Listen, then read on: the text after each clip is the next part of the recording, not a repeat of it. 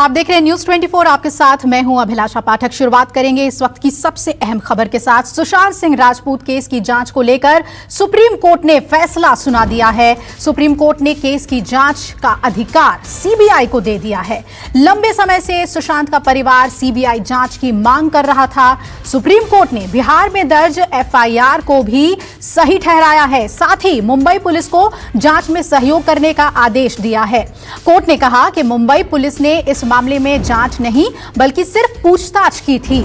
Supreme court ने Mumbai police को कहा कि वो सभी दस्तावेज सीबीआई को सौंप दे। सुप्रीम कोर्ट के फैसले से महाराष्ट्र सरकार और मुंबई पुलिस को बड़ा झटका लगा है। सुप्रीम कोर्ट के फैसले के बाद अब सीबीआई की टीम जल्द मुंबई जाकर मुंबई पुलिस से केस डायरी, सभी गवाहों और संदिग्धों के बयान, फॉरेंसिक और ऑटोप्सी रिपोर्ट भी मांगेगी। सीबीआई क्राइम सीन की भी जांच करेगी और एजेंसी क्राइम सीन को रिक्रिएट भी कर सकती है।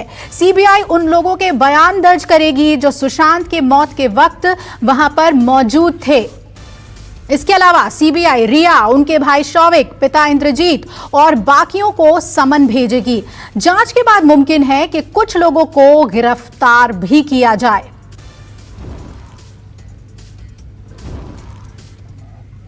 और सुशांत के पिता के वकील विकास सिंह ने कोर्ट के फैसले का स्वागत किया है। विकास सिंह ने कहा कि न्याय की जीत हुई है और अब उम्मीद है कि सीबीआई हर पहलू पर जांच करेगी।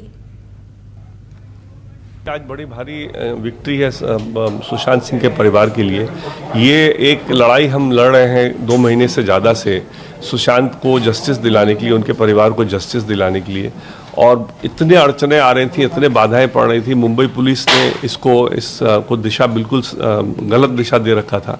और आज सुप्रीम कोर्ट ने बड़ा स्पष्ट शब्दों में कह दिया है कि मुंबई पुलिस ने जो भी इन्वेस्टिगेशन किया उसका बड़ा लिमिटेड दायरा था, उसमें कोई इन्वेस्टिगेशन नहीं था।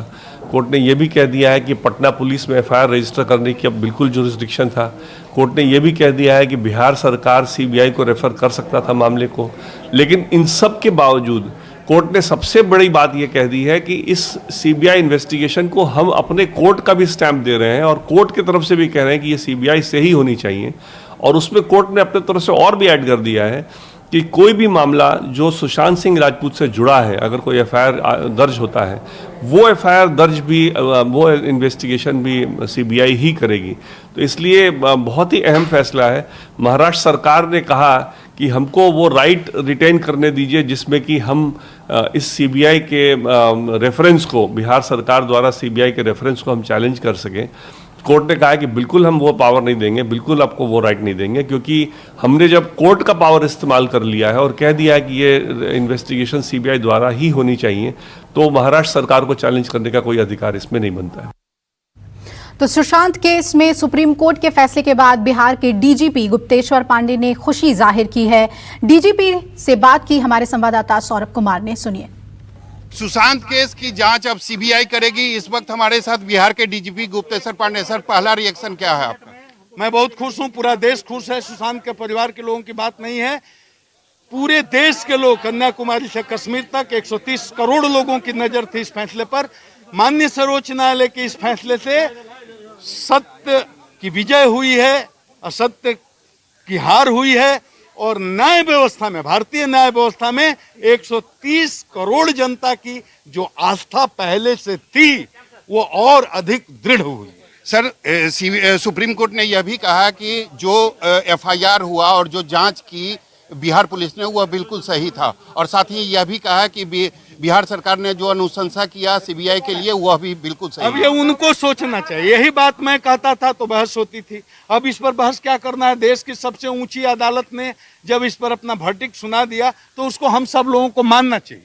रिया चक्रवर्ती ने जो टिप्पणी की मुख्यमंत्री नीतीश कुमार के खिलाफ, क्या कहेंगे? मैंने उस टिप्पणी को सुना नहीं है, लेकिन वही एक भाई साहब बोल रहे थे कि आप रिया चक्रवर्ती के लिए ऐसे शब्दों का उपयोग कर रहे हैं। तो मैं अपनी बात पर कायम हूं। रिया चक्रवर्ती की आज वो हैसियत नहीं है और कभी नहीं थी कि बिहार के माननीय मुख्यमंत्री श्री नीतीश कुमार के ऊपर कोई प्रतिकूल टिप्पणी करे, क्योंकि आज पूरा देश उनको शक की निगाह से देख रहा है। वो खुद ही शक के दायरे में। और बिहार के मुख्यमंत्री ने क्या गलत किया भाई?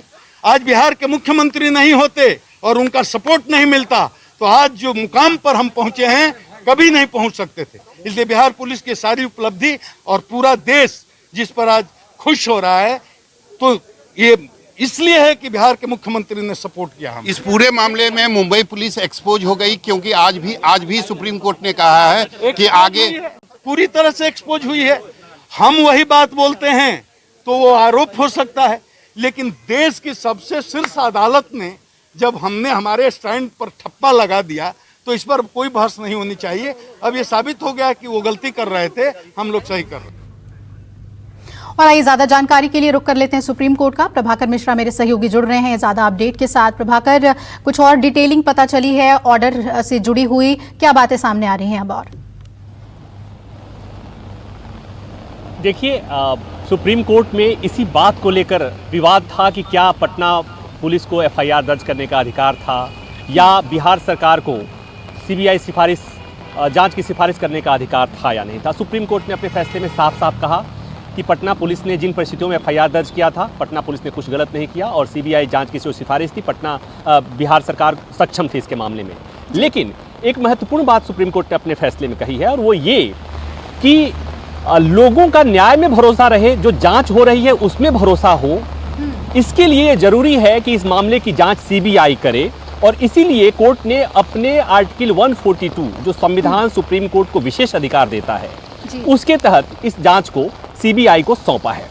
दूसरी बात कि महाराष्ट्र सरकार की तरफ से यह भी कोशिश की गई कि इस मामले को क्या चुनौती देने की बात हुई। कोर्ट ने कहा कि हम आपको ये नहीं करने देंगे।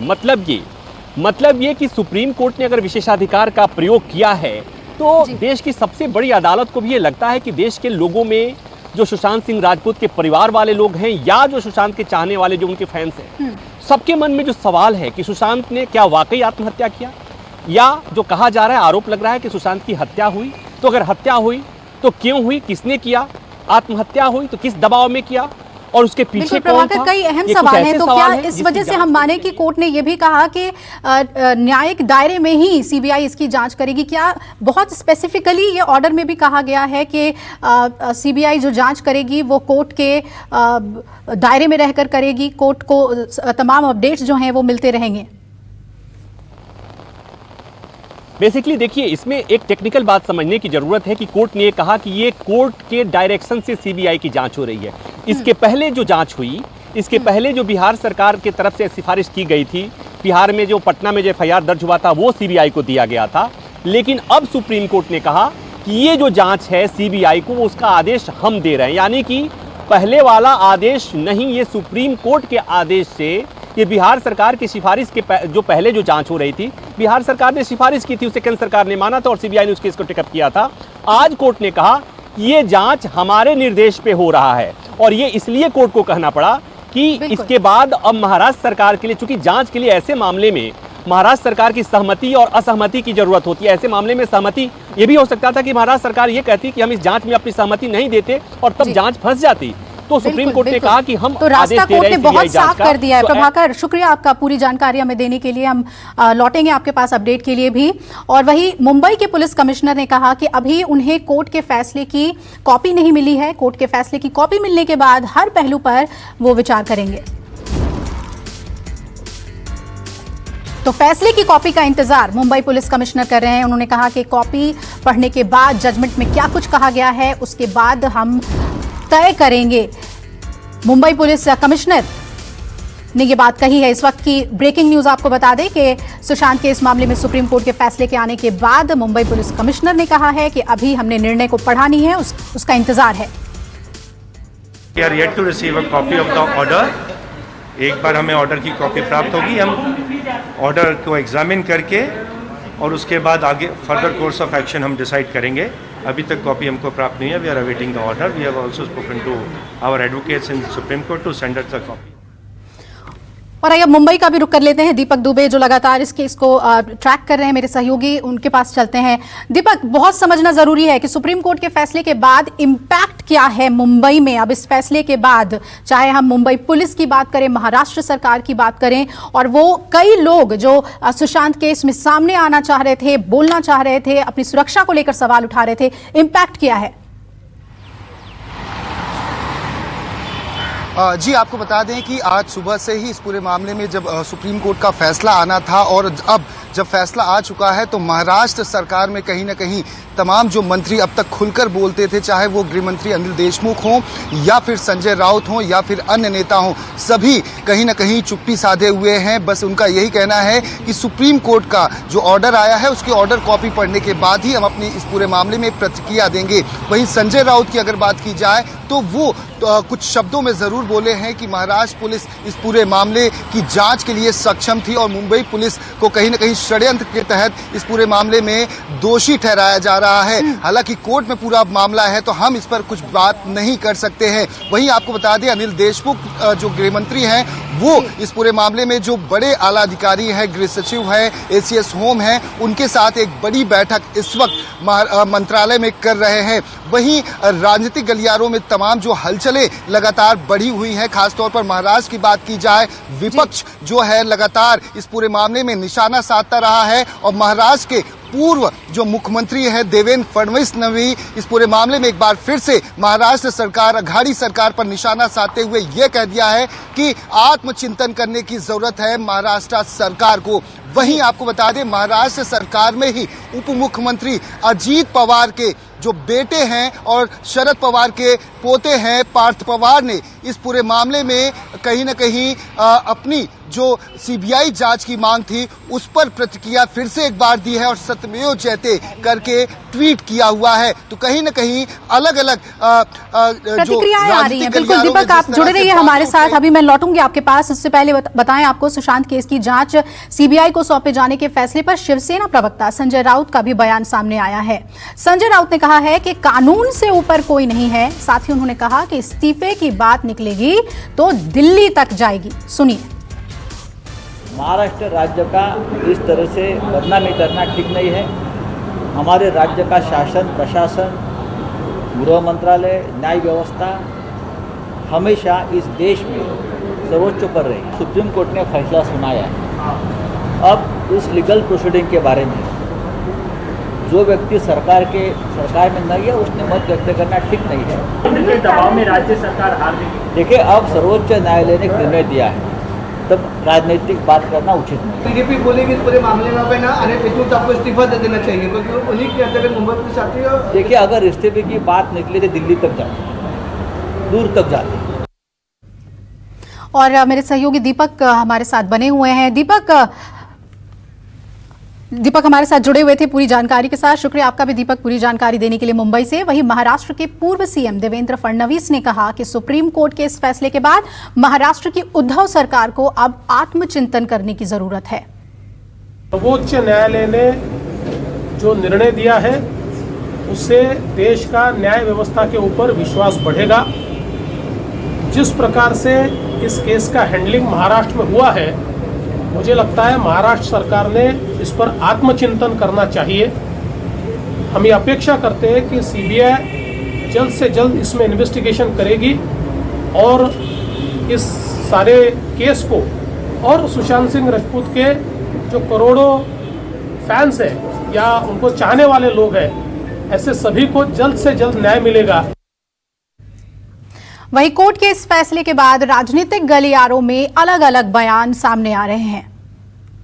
सुप्रीम कोर्ट ने सुशांत सिंह राजपूत के मामले में सीबीआई जांच का जो निर्देश दिया है, पूरे देश के लोगों के अंदर खुशी, अब न्याय होगा।